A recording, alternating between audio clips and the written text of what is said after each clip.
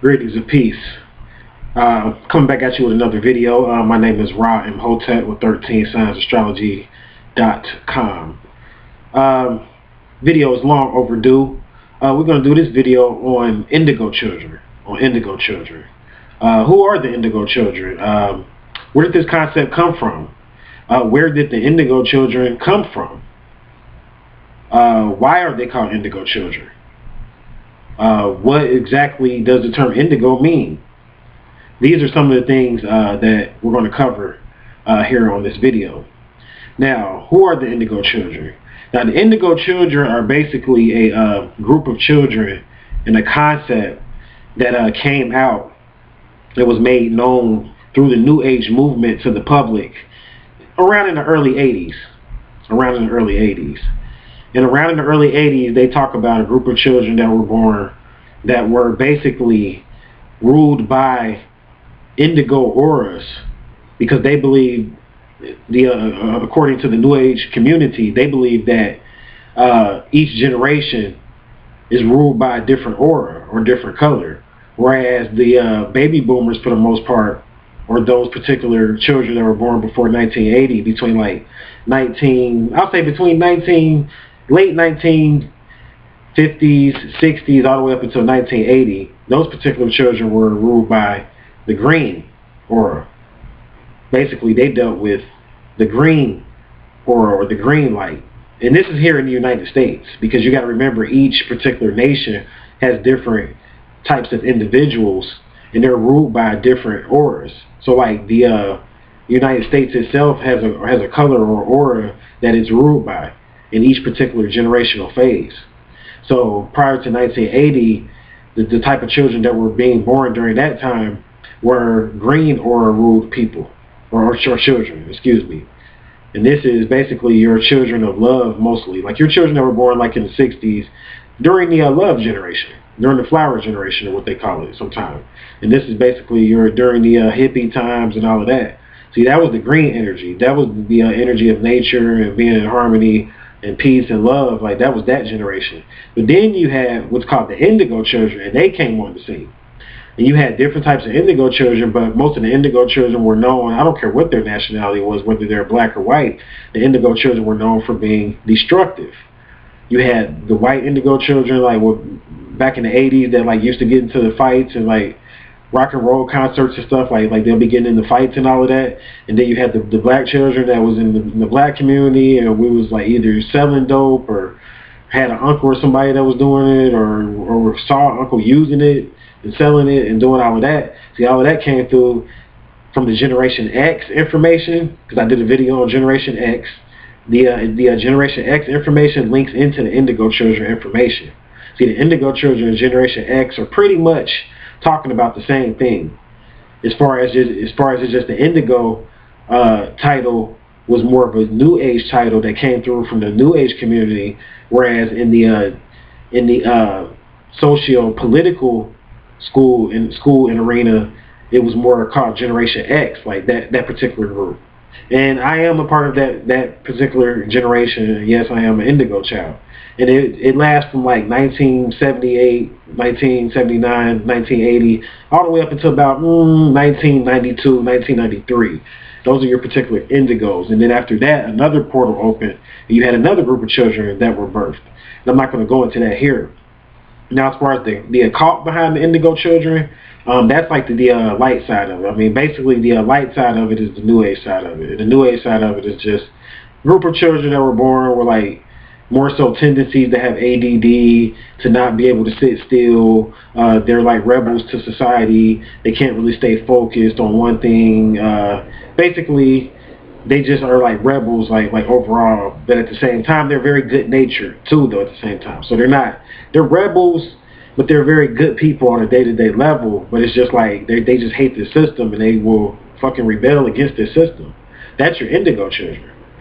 That's your indigo children. Now that's the New Age side of it. Now there's another side to it, you see, and I study different topics in different arenas. Now when you go into the occult side of it, you're going to get into what's called the quarantine, and when you get into different extraterrestrial energies. And see, what happened was that, yeah, the quarantine was intact in the 80s when the Indigo Children were birthed between 1979 and 1992. The quarantine was still in effect. The quarantine was still in effect, but you had certain auras and energies that were able to hit the planet based on the ozone layer being depleted, which was done intentionally by extraterrestrials, but based on the ozone layer being depleted from burning oil and just doing all the things that we've done here on this earth. This particular UV ray spectrum type of energy was able to hit the planet, and this UV ray spectrum type of energy was basically trapped into and captured into the Indigo Children's aura, which gave them a different type of energy than the humans that were born prior to the manufacturing and production age. You see, because packaged foods didn't really get deep until 1980, if you really do your history on packaged foods. I mean, packaged foods was, you know, it was going on in the 70s and stuff, but as far as like in the 80s, like that's when packaged foods like really reached an all-time peak, and you had microwaves and all that type of stuff was like coming out, because that was the indigo energy, and that was basically all based on the production age. That was all based on the production age, as far as like your and that all helped to deplete the ozone layer in your production age. Vehicles and all of that took place. I mean, as far as cars being manufactured, all of that was taking place prior to the Indigo Children even coming, because the Indigo Children couldn't come through until the ozone layer was depleted enough so that that type of energy could hit the planet. See, that's where that energy came from an occult standpoint. So this is like even though, yeah, these are higher type of beings or whatever, but they dealt with a darker energy. You see, because according to the occult realm, the higher the energy that you deal with, the darker the energy is. So when you go up the ladder, I'm not speaking on colors like on the term of races when I say dark. When I say the darker the energy is, I'm speaking more on a metaphysical sense, meaning that you're going to be dealing with darker auras and darker colors, like your indigos, your purples, going all the way into your blacks or whatever, as far as hue and aura and frequency, more so. Because you got to remember, the Indigo Children is not dealing with a particular color that you're used to or whatever, because it's not really dealing with color. Like when you say indigo, you're dealing with a particular frequency. You're dealing with a particular frequency. So, like, say for instance, prior to the Indigo Children, it was the green people. And the green children, those children that were like flower children, were born in the love age, which was like, you know, like during the 70s and all of that, like, and during the 60s and all of that, like in the 60s and 70s, those particular children were the green children. And that was dealing with green energy, the love energy, the heart energy. See, these indigo go into more so communication, and then they're going into the sixth realm or the sixth chakra level, which is dealing with the mental realm. These are mental beings and detached beings. They're very detached, meaning that they're not used to matter, because this particular energy was your extraterrestrial energy, how it first hit the planet. See, the extraterrestrial energy first hit the planet prior to the quarantine being lifted through the Indigo Children. Now, this isn't, when I say that the extraterrestrial energy hit the planet, I'm not saying that this is the first extraterrestrial to ever come to the planet in 1980s. I'm talking about after the quarantine, like after the quarantine hit, which was like 5,000 years ago. It was really no extraterrestrial type of energy coming to this planet. The planet was on lock. But in 1980, that's when it totally, like around 1980, 1981, 1982, that's when the extraterrestrial energy totally hit the planet. That's when we started getting signals from the Bureau, and that's when they called the Ancient Ones began to send communications to announce their return. And that particular energy incarnated into the Indigo Children. These Indigo Children were rebellious because they had to pave the way for the Ancient Ones to come in and for the Ancient Ones to return. Now, the Ancient Ones are dealing with the actual Ancient Ones, because you got to remember the Indigos are the forerunners to the Ancient Ones. Now, the actual Ancient Ones are being born in a certain time period, and I'll deal with that, because you have certain children that are now actually the return of the Ancient Ones. They're in these children, the Ancient Ones. And those particular people that don't know what the Ancient Ones is, you need to do a little bit of research on the occult. Because the Ancient Ones is dealing with energies based on the quarantine. See, these were energies that used to come to the planet, and particular beings that used to come to the planet prior to the quarantine. When the quarantine set, these particular beings called in the occult the Ancient Ones, but they were really extraterrestrials, couldn't come to the planet. You see, but they began to send out communications because they were on their way back, and they first sent these communications to the Indigos through the ozone layer being destroyed and depleted, so that the Ancient Ones can announce their arrival based upon the fact that they can now send out signals to the Indigos who can see into the UV spectrum. You see, because the Indigo Children can see into and are able to see into, if they have an open third eye and they're not toxic, they're able to see into the UV spectrum. And this is another gift that the Indigos have. So they're able to communicate. Your Indigos, a whole lot of them had imaginary friends and stuff like that. They were able to communicate and see beings and entities that a lot of people can't see because they can see into the UV spectrum. So you have different spectrums of light. In the UV spectrum, they're governed or ruled by nanometers. So depending on how many nanometers that a particular ray beam or a particular light beam, or what they would call ray in ancient Egypt, a particular ray beam or light beam has, will determine as to whether or not it's UV or visible light spectrum. And these particular Indigos can see into UV, invisible light to most people, but visible light spectrum to them. So they can see into the visible light realm and into the UV or the invisible realm, or what some people will call invisible, because they can't see it because it's the UV spectrum. So that's another gift that the Indigos have. And that's why they really don't be on the bullshit, because a lot of them are already getting extraterrestrial communications, and they already knew. And they already know. Now, a whole lot of the Indigos are going through their Saturn return now, which is deep or whatever. The Indigos are going through their Saturn return, whereas all of that energy that when it first hit the planet back in like 78 and all that is now coming back around in the form of the Indigos are now going into adulthood. Because once you go into your Saturn return, like what that means on an astrological level is that you're now going into adulthood now. You've ended your child years or your years of Saturn going through the zodiac, because basically what Saturn is Saturn starts at one point in the zodiac, and it takes 28 years for it to reach that same point again, to go all the way around in a circle. So the Indigos going through their Saturn return started when the Indigos began to turn 28, which started back a few years back. And it's based on that particular shift. It's still based on the 2012 thing too, or whatever, as far as the quarantine being lifted and all that. Because now the Indigos were grown, and now the quarantine is going to be lifted. And you got to remember, the Indigos can communicate with these particular beings. So the Indigos a whole lot of them are going to become ambassadors to the ETs on different arenas and different spectrums. And when I say ETs, you got to understand that when you deal with extra-terra astrals, or extra-terra, which is Earth, astral, or light. See, when you deal with extra-terra, terra is Earth, and astral, which is light, you're dealing with light that has never been seen on this planet because of the ozone layer.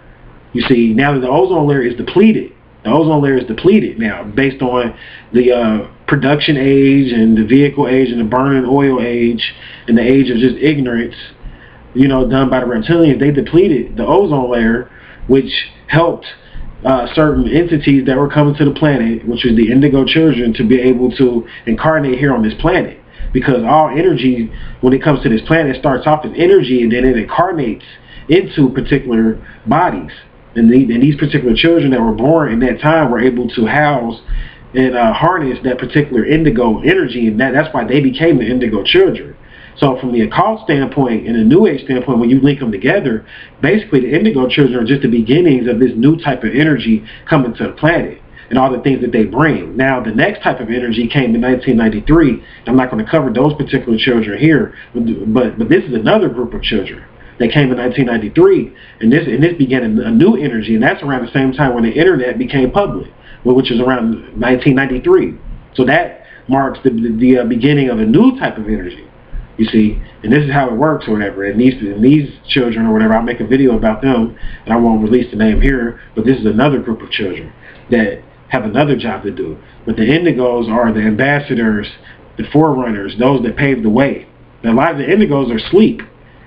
You got to remember that too, like now, because a lot of the indigo children are asleep. When I say they're asleep, like we're supposed to be doing a certain work. You know what I'm saying? Like we're supposed to be doing a certain work or whatever to pave the way for these children that's coming after us. But the indigo children aren't doing their job to pave the way because they're sleeping. And like while they're sleeping, you know what I'm saying, certain other entities that control the matrix are designing programs to control them and have them on concentration camps. And that's what the indigo children need to realize. Yes, the indigo children have went to sleep. This renowned generation that all the New Agers and philosophers thought was going to turn into this powerful generation that was going to just uplift and change the whole world are now sleeping, and now some of them are puppets and pawns for the matrix themselves. You see, so I'm not saying the indigo children are perfect. But they're able to communicate with that other unseen realm. So some of them have made pacts with the reptilians based on them being able to communicate in that unseen realm, that fourth dimension realm. Some of them have chosen to work with the lower energy or the darker side, which is basically the old powers, the old reptilian power. See, some of them chose to deal with that. But then you have a higher group of spiritualist indigos, of definitely which I'm one of, that are here to basically heal the world. They're healers. And they deal with the spiritual information, or the information that is not known by everybody, and they're here to basically heal people with this information. They're not here to do wrong and suppress people's energies. They're here to free people, or to attempt to free people with information. And the information age ties into the indigo children. See, all of that ties into the indigo children's era and phase. You see. So I hope that helped. That's a little bit of information on the indigo children. I want to throw this in too. Those particular indigo children that don't have open third eyes or open pineal glands, and that are interested in having some herbs that will help to stimulate and open the third eye and open the pineal gland, we do sell herbs on our website, 13signastrology.com. The name of the herb is called Focused, and you can definitely get that herb. It helps with the third eye, and it helps with concentration and memory. Because you have to remember, memory is the gateway into the fourth dimension and into this ET realm that is coming to the planet. And it's based on the realm of memory and the realm of thought. And you have to be able to tap into that with the open third eye. So like the indigos are dealing with energies like fifth and sixth chakra type of energies. You got to remember that. You see, and the indigo children are basically, another thing about them from a new age perspective, they are your, like on Avatar you had your blue people. These are your blue people, the indigo children. The indigo children came from that side. Like when they incarnated here, like prior to that, they were blue, a lot of them. Just like on Avatar. You see, and they were of a different type of matter. They were formulated of a different type of matter prior to them incarnating here. They were of a crystalline type of matter. When I say matter, I'm talking about basically like their skin and all that. It was crystalline. You see, it wasn't this type. It was like an exotic matter. And that's basically what they call it. You see, so the indigo children, I mean, it's deep, man. It's deep. But you got to definitely have an open third eye to stay in contact with the fourth dimension, those indigos, and so you won't become depressed. And I do have herbs that was tailor-made definitely for the indigos and for anybody that suffered from depression, from attachment, any type of pineal gland issues. I definitely concocted this formula that would be definitely nice for you particular beings out there that are indigos that want to heal your pineal gland, because the indigos are ruled by the pineal gland. Like we're ruled by the pineal gland. Like we're ruled by that mystical gland that the doctors know nothing of. Like this is, your indigos have to have an open third eye, or they'll go crazy for real, because we have to have open lines of communication with the other realm to act as ambassadors. In order to do that, you need to take these particular herbs, and you need to do specific breathing exercises to help to open up your third eye. And it's the only way to do it. And you can also take the monoatomic gold as well. So you can also take that as well, and you can take that, whatever, that'll help to open your third eye. You got to eat certain foods. You have to eat the alkaline foods. You got to drink the alkaline water so that you can have an open third eye, so that you can be able to communicate with the other realm, and so that you won't be depressed, which is more important. So you got to do all of those things. For those of you that are interested in the herbs, again, you can visit my website, 13signastrology.com. I hope this video helped you to understand indigos and the basic 101s on indigos. And until we meet again, my friend, I'll leave you in peace.